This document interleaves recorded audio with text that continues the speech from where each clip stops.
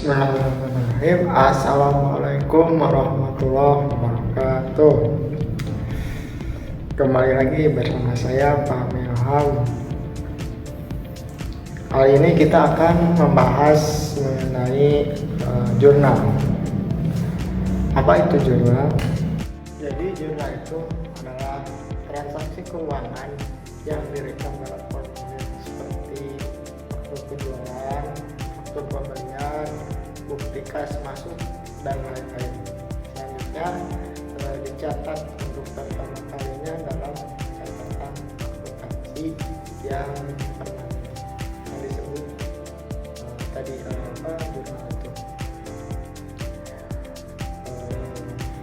Jenis-jenis jurnal. Pertama ada jurnal umum. Disebut jurnal umum jika jenis transaksi perusahaan masih sedikit. Kemudian yang kedua ada jurnal khusus. Jurnal khusus itu jika usaha perusahaan bertambah besar dan jenis transaksi menjadi lebih banyak, maka jurnal umum harus dipecah menjadi beberapa dan itu disebut jurnal khusus. Mengapa jurnal harus dipecah? Ya tentu pertama ada alasannya untuk mengumpulkan dan menggolongkan transaksi. Kemudian yang kedua untuk mengurangi pekerjaan pembukuan ke dalam buku besar dan untuk menggolongkan transaksi yang dicatat. Ketiga, untuk memungkinkan pengerjaan pencatatan transaksi ke dalam jurnal. Jadi dilakukan oleh beberapa orang. Jadi bisa bekerja sama dilakukan. Kemudian untuk menciptakan pengendalian itu. Lanjut ke prinsip dasar yang melandasi perancangan jurnal. Pertama, jumlah jurnal harus memadai. Kedua, jurnal digunakan untuk memisahkan transaksi ke dalam penggolongan. Penggolongan pokok, contoh ada penerimaan kas. Kemudian penggunaan jurnal per kolom, ada nama kolom. Dalam jurnal harus sesuai dengan nama rekening yang bersangkutan dalam buku besar.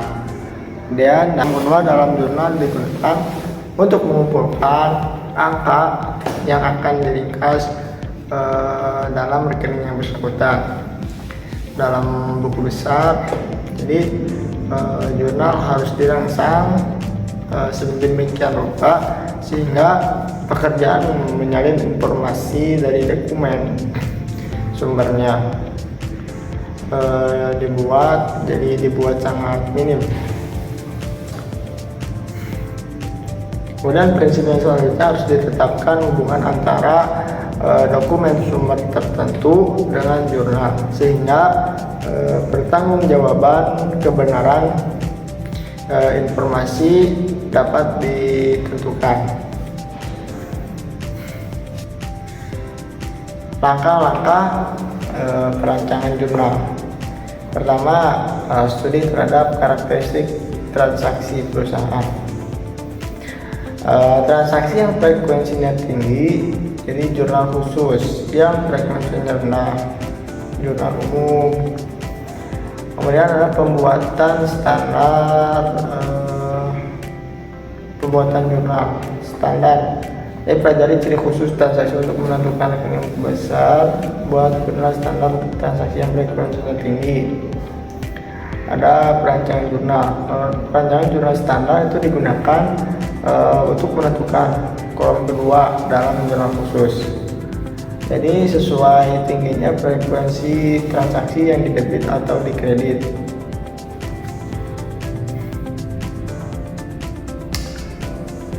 Metode pencatatan data ke dalam jurnal. Pertama ada informasi DRM, dokumen sumber disalin dalam jurnal menggunakan tangan.